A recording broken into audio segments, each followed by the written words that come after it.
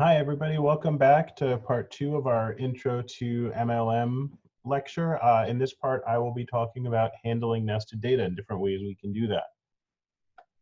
Just as a review, nested data are data where there's some sort of hierarchical clustering or nesting. So units, so we have some units nested within a higher level unit. So children nested within classrooms is the classic example. There are multiple children within a single classroom.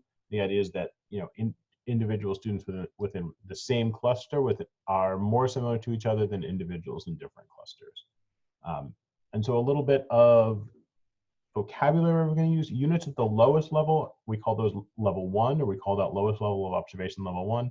Units at a higher level, we call level 2. So we say students were level 1, classrooms within level 2. Some of the other examples, if we have employees nested within organizations, we can have employees at level 1, organizations are level 2. Clients within therapists, multiple clients who are all seeing the same therapist, clients within level 1, therapist level 2, observations within an individual, observation level 1, individual level 2.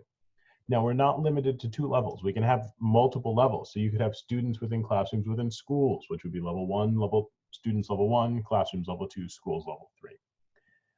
One important point that comes up when I talk about nested data is the idea is really that each of these units are samples from a larger population. So we have students or samples. So in our data, there are students that we've observed or samples from a larger population of all students, and our classrooms are samples from a larger population of all classrooms. Say with, if we're doing this with 3rd grade classrooms. If your whatever your clusters are all possible values of interest, then you don't really have nested data, and you wouldn't use these techniques. And I'll talk about that a little more with fixed effects approach. But if you had something where you had treatment, a control, you had people who were into a control group and 2 treatment groups, that's not nested data because those are all possible groups of interest. Same thing if you have something like ethnicity or other categorical variables like that. The idea instead is that those higher groups, those grouping variables, are samples from a larger population. And so in doing this data violates those assumptions of homoscedasticity and uncorrelated errors that we talk about with regression, which results in standard errors being too small, p-values being too small, all sorts of badness. So how can we handle nested data? So on the one hand, it can be a source of nuisance. It can be a pain. You can't just use OLS regression. You can't just use the regression techniques you've always known. But it can also be something really interesting. Use it of great interest, right? We can use that nested data to ask and answer really unique and interesting questions. And so the methods I'm going to talk about have slowly moved from controlling clustering it to modeling it and talking about why. The pendulum's swinging back a little bit, and I'll sort of address that, and we'll talk about that as we move along too. So as I mentioned, we're violating this assumption of independence. So how do we handle it? And I want to talk today about 6 different ways we can handle it: disaggregation, aggregation, adjusting results, a fixed effects approach, separate regressions, and we'll end talking briefly about multi-level modeling. So disaggregation, what is it? Okay, we analyze all our level 1 data as if there were no clustering. So I'm going to use as a running example students within schools. So in this case, we just analyze all the student level, or students within classrooms, sorry. We'll analyze all the student levels, data ignoring classrooms. We'll pretend, there are no classrooms, it doesn't matter. We include any predictors measured at level 1 or level 2 as if they were independent variables. Our level 1 units are the unit of analysis. All our conclusions are about differences between students. We just basically put our hands over our ears, say na na na na na na na na na, and pretend there are no, just pretend there is no clustering, everything is fine. What's the problem with that? Well, disaggregation means can result in severe bias because we're violating this assumption of uncorrelated errors. All the bad things I just told you about violating assumptions, you do that here. It also tells you nothing about differences between clusters, so just don't do this. We'll talk about like one exception a little bit later, but in general, don't do this because it will bias things, it is bad, and it doesn't tell you anything interesting about differences between, say, classrooms. If you are interested in differences between classrooms, we could use aggregation. So in aggregation, instead of looking, our unit of analysis is our level 2 unit. So if we have students within classrooms, now all our conclusions are about classrooms. So what we do is we aggregate to level 2 any student level variables. So all our student level variables, student achievement, gender, anything like that, we take an average of everyone in that class, and there's a single value for that classroom. Now, The downside of this is our sample size goes way down. Our sample size is now the number of level 2 units. So if you have 10 students in a classroom across 20 classrooms, you have 200 students, that's great. But if you're using aggregation, your N is 20 because it's the number of classrooms. Now, the other big problem with this is interpretation is limited to level 2. So all your interpretations about differences between classrooms, you can say nothing about students. So you can say nothing about, if a variable predicts student outcomes, student achievement, anything like that with aggregation. And furthermore, those results cannot be generated to level 1 units. This is called the ecological fallacy, this idea that group level effects cannot be assumed to be the same for individuals. And so an example of this, and also what are sometimes called contextual effects, is here. So here we have, this is some made up data, made up example where we have each dot represents an individual and the different shapes represent clusters. So we have 4 different clusters, say 4 different classrooms with 4 different students in each one. If we disaggregated and looked at individual level data, we can see X and Y are positively related. As X goes up, so does Y across all of these. However, if we aggregated, if we looked at the average score for each of these, we can see that as X goes up, Y goes down. And these are called contextual effects. The relationships between variables can be different depending on what level of analysis we look at. With aggregation or disaggregation, we'd miss that.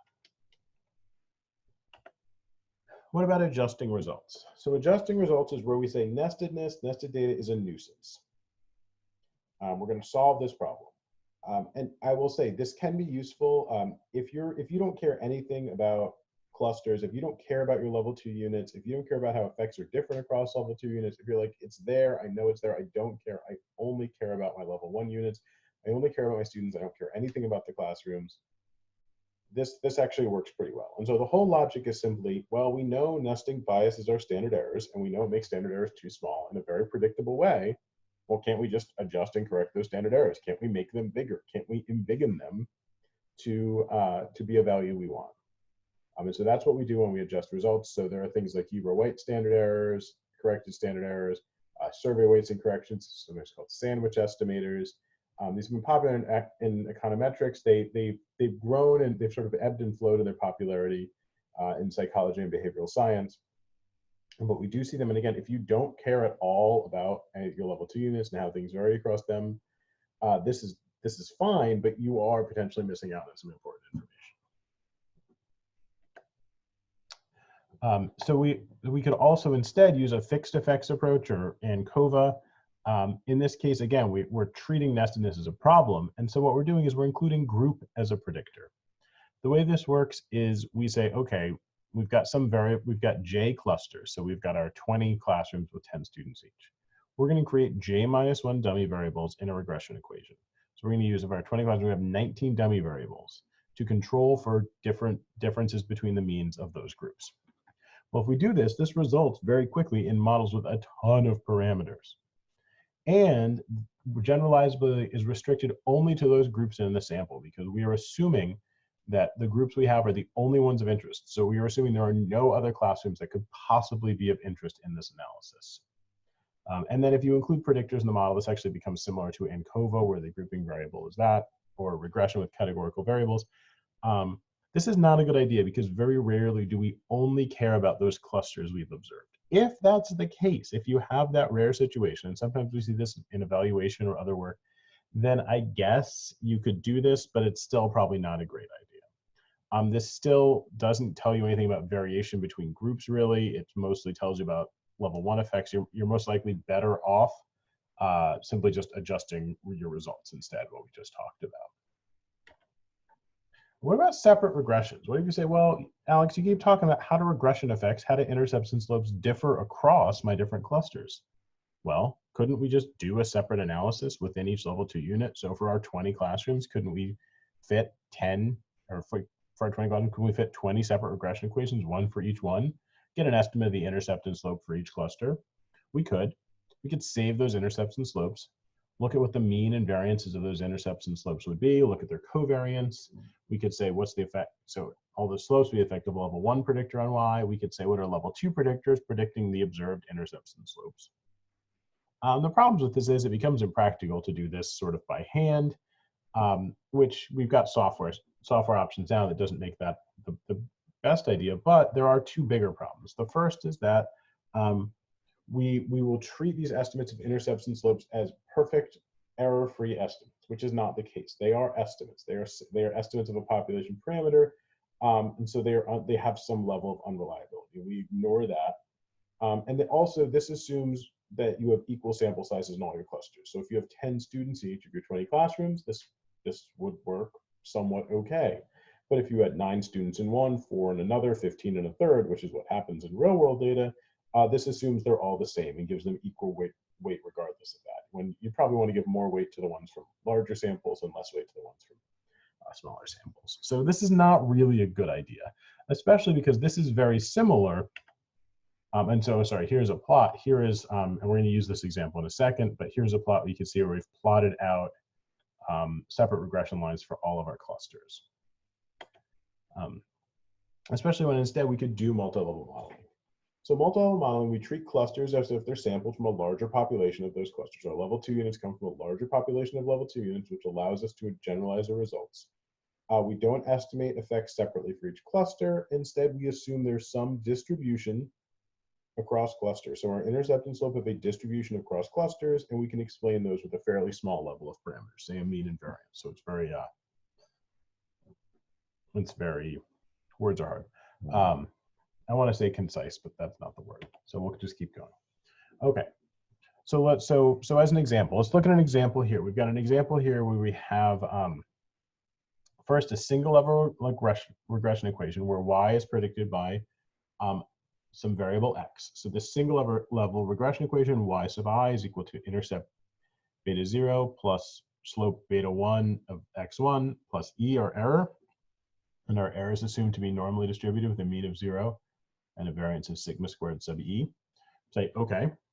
Now, what we don't ever talk about with these regression equations is we assume all cases, we assume every individual in our sample, they come from a population with that same intercept. All our observed individuals come from a population with the same intercept, beta 0. In MLM, we're saying something different. We're saying, no, individual people, the intercept for the group they come from can differ, and that is specifically our level 2 units. So our classrooms have their own distribution of those intercepts. So instead of estimating an intercept separately for each classroom, we estimate a distribution of the intercepts across classrooms. So our equation here is y sub ij, y for individual I in cluster j is equal to beta 0j plus beta 1j plus x1ij plus eij. So anything with an ij subscript varies across individuals and clusters. So our outcome variable y, our predictor x, our residual here, and our residual is still normally distributed, mean of 0, variance of sigma squared sub e. But you'll notice here that our slope, our intercept and our slope now have a j subscript, and that means those vary across clusters. So what we're saying is the intercept, and I've just got the intercept here as an example, the intercept, instead of there being a single value for the intercept across all of our clusters, our intercept itself is normally distributed with a mean and a variance, a mean of gamma 0, 0, a variance of tau 0, 0. So now we're saying scores can vary, that we're taking, and this intercept part here takes into account variability across those clusters. This allows us to correctly estimate standard errors, correctly estimate all our effects, but also not only that, get an estimate of how much variability is there across clusters. That's what this tau 0, 0, this variance of beta 0j allows us to estimate and quantify variability in scores across clusters as well, which is a really good idea, which is something that we want to do when we're talking about handling nested data.